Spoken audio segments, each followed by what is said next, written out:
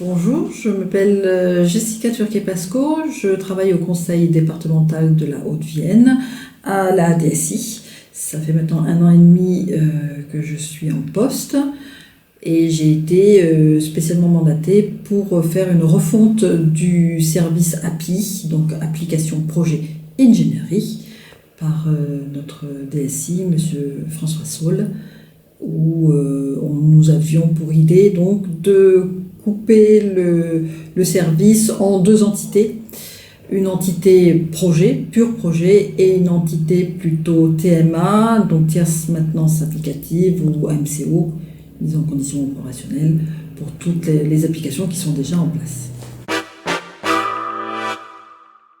Quand je suis arrivée, François Saul m'a donné 3 mois pour que je fasse un peu le bilan du service comme il était actuellement, donc comme il était au moment de mon arrivée. Donc à la suite de ces 3 mois de travail et d'interview aussi auprès de l'équipe, j'ai fait un constat que personne n'avait une réelle méthodologie de projet. Et en tout cas, même s'ils avaient une méthodologie de projet, elle n'était absolument pas commune aux 7 personnes qui sont dans ce service. Donc il fallait absolument qu'ils aient la même culture, les mêmes notions, les mêmes mots et les mêmes sens à tous ces mots. Et avec à terme le choix d'un outil. Alors nous avons fait un appel d'offres où 3 sociétés ont candidaté. Sur ces 3 sociétés, il y en a 2 qui ont réellement candidaté, dont la candidature était vraiment très bonne et centrée réellement sur notre besoin. Donc pour départager ces 2 candidats, j'ai appelé des références. Et notamment pour TeamGouv, une des références, c'était un de mes anciens DSI que je connaissais bien, donc je savais très bien qu'il allait me parler franchement. Il n'y avait pas de raison qu'il ne soit pas franc et honnête. J'ai apprécié la façon dont il m'a parlé de TeamGouv, la démarche aussi de Yvan Pelletier dans sa vie et dans sa carrière de partir, laisser un travail sûrement très confortable pour partir après sur quelque chose de beaucoup plus où il fallait qu'il donne de lui, qui est beaucoup plus prenant, humain, et cette démarche m'a vraiment plu par rapport à l'autre cabinet qui était un gros cabinet parisien avec lequel j'avais déjà travaillé, qui est un très bon cabinet mais qui est plus Capignon sur rue, donc où je craignais plus du copier-coller par rapport à d'autres organisations qui nous ressemblent, et je me suis dit qu'une société comme celle de Yvan pouvait nous apporter beaucoup plus de choses et prendre plus son temps et être plus centré réellement sur nous. Alors dans un premier temps, on a travaillé avec Yvan tous les deux pour savoir un peu comment sa vision de ce qu'il voulait faire. Donc on a établi ensemble un mode de projet, on va dire, où on a intégré pas que le service API, mais aussi les autres services de la DSI ainsi que leur manager, c'est-à-dire le service système réseau et puis le service poste de travail. Quelque chose d'important qu'il fallait aussi montrer aux agents, c'est que les managers n'étaient pas omniprésents, que les agents avaient vraiment une liberté de parole et que tout n'était pas déjà ficelé, et ça c'était très important. Donc le premier travail que Yvan a fait, ça a été des interviews individuelles avec à peu près, je crois, une dizaine de personnes qui ont chacun exprimé la façon dont ils voyaient le projet. De ces interviews, Yvan nous a fait un résumé qu'il a présenté à l'ensemble de la DSI, où on a bien senti que chacun, oui, avait son mode projet et qu'il fallait quand même repartir peut-être sur des bases beaucoup plus simples, mais communes, surtout. Donc après, dans un troisième temps, on a commencé à travailler sur les processus projet.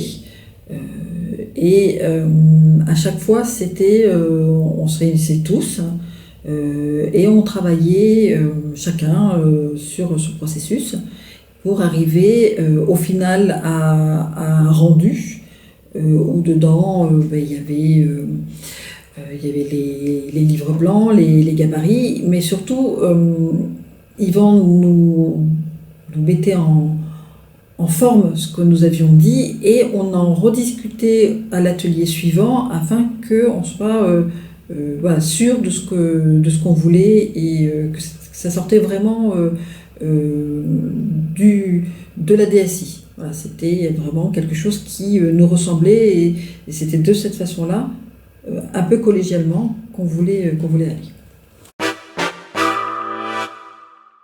Donc à partir du troisième livre blanc, donc, qui était sur le livre blanc sur ce qui était acquisition, on a lancé un comité de veille pour un peu étudier les différents outils qui pourraient nous accompagner dans la gestion de projet.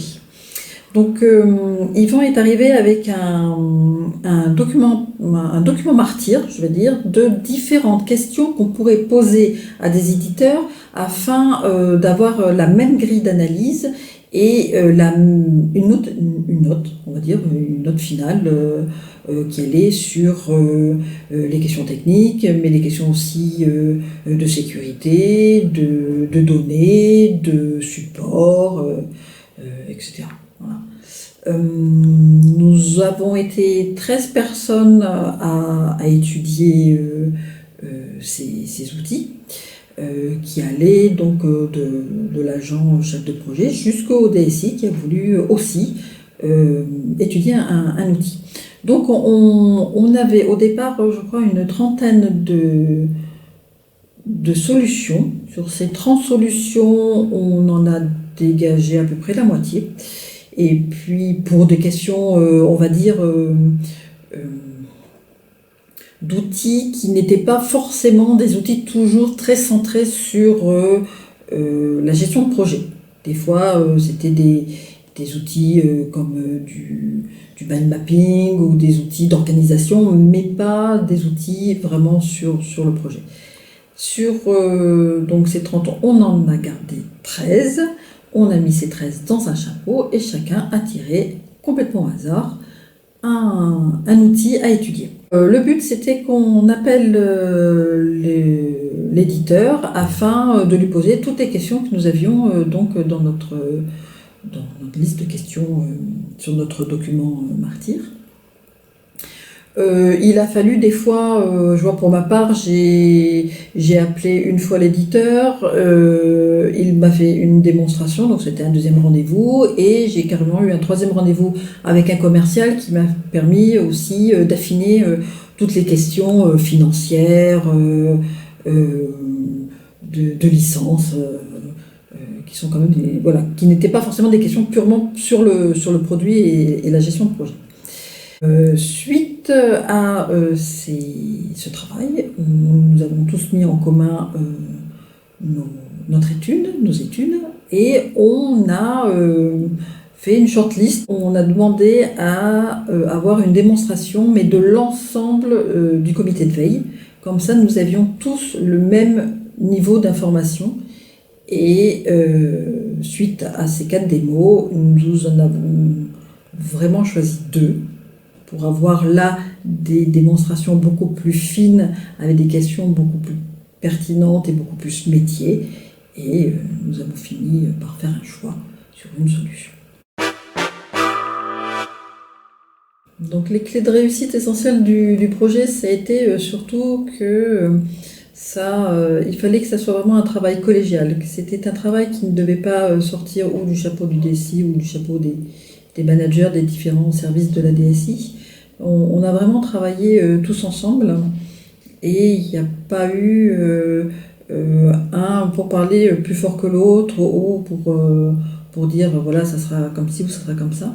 On a aussi un DSI qui nous a laissé vraiment carte blanche sur tout au long du projet. Il nous a demandé où on en a été hein, pour savoir un petit peu pour faire le point, mais il nous a jamais imposé une vision ou dit comme quoi, je ne sais pas moi, la lettre de cadrage par exemple, c'était quelque chose qui était inutile dans nos projets. Donc ça a été aussi une sacrée euh, preuve de confiance de sa part. Après, il faut savoir que quand on met comme ça une gestion de projet en place avec des équipes qui sont des personnes qui ont une certaine maturité, une certaine expérience, ça les a aussi chamboulés dans leur connaissance qu'ils avaient, leur précaré, et il faut se rendre réellement disponible afin de pouvoir leur expliquer que non, ils n'ont pas fait fausse route pendant 20 ans, mais que peut-être aussi les choses ont évolué, que maintenant nous sommes plus sur de la gestion de projet avec de l'acquisition. On n'est plus du tout sur des projets de programmation avec de la programmation, donc déjà ces méthodes de gestion de projet changent. Une clé aussi de réussite, c'est que on a vu, nous, au service API, que il n'y avait pas que nous qui faisions des projets. C'était aussi l'équipe, donc notamment système et réseau, qui c'est vrai, font des projets, je dirais pour eux tout seuls, mais sont aussi en mode gestion de projet. Alors, c'est pas une gestion de projet qui est complètement comme celle du service application projet, parce qu'il n'y a pas de chef de projet utilisateur, mais ils ont exactement les mêmes contraintes que les nôtres, et nous allons donc nous appuyer pour cela sur le même outil. Et la mise en place donc, de cet outil nous a permis aussi de voir que il y avait différents gabarits, on allait mettre en place différents gabarits pour que chaque projet, suivant sa finalité, pouvait rentrer dedans. Plus vous avez fait une étude en amont des processus de la gestion de projet que vous vouliez, plus le paramétrage est facilité. Donc ça, c'est vraiment quelque chose, je dirais même, c'est essentiel. Et ça montre bien aussi à l'équipe que c'est pas l'outil qui va résoudre nos problématiques de temps ou de savoir qui va faire quoi. C'est vraiment cette approche métier, cette approche processus.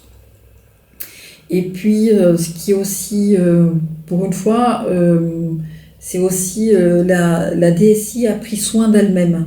On prend toujours soin des autres directions en les accompagnant dans leur choix de solutions. Là, on a pris aussi le temps de prendre soin de nous. Et je crois que ça a été très important pour l'équipe. Et de voir aussi que l'accompagnement qui a été fait par Team Groove, qui voilà, nous a doucement, comment dire, c'est pas le mot gentiment, mais c'est avec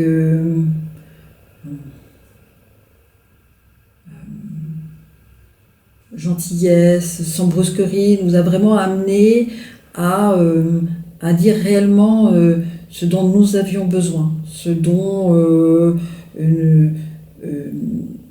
nous ne pouvions pas nous passer aussi, et ça, c'était aussi très, très appréciable. Là, maintenant, on est vraiment, comme je le disais, dans le paramétrage, vraiment dans le cœur du sujet, et on y est en plus avec toute notre envie de bien faire. Je remercie vraiment toute mon équipe qui a joué le jeu. C'était pas forcément évident parce que ça fait donc moi 1 an et demi que je suis là. Il ne me connaissait absolument pas. Je viens d'une autre collectivité et même d'un autre département. Euh, je pense que ce projet, parce qu'il faut le prendre aussi comme un projet, m'a permis moi de faire ma place parmi eux et qui comprennent que j'étais pas là pour être un énième chef de service avec des exigences et des méthodologies qui me sont propres. Non, ils ont compris que le but c'était de faire un travail vraiment collaboratif, d'y intégrer l'ensemble donc, du service, mais aussi l'ensemble des services de la DSI. À terme, on espère l'ensemble des directions métiers qui travaillent avec nous, parce que le but aussi, c'est de leur faire voir que nous sommes complètement transparents, que si on leur dit qu'on ne peut pas faire ce projet à ce moment-là, c'est que nous avions des raisons, et qu'après, on peut toujours décaler les projets, mais c'est au détriment d'autres. Donc on veut vraiment, je crois que avec le François Saul, c'est vraiment cette envie qu'on a, c'est d'être le plus honnête et transparent possible auprès aussi des autres directions de la collectivité.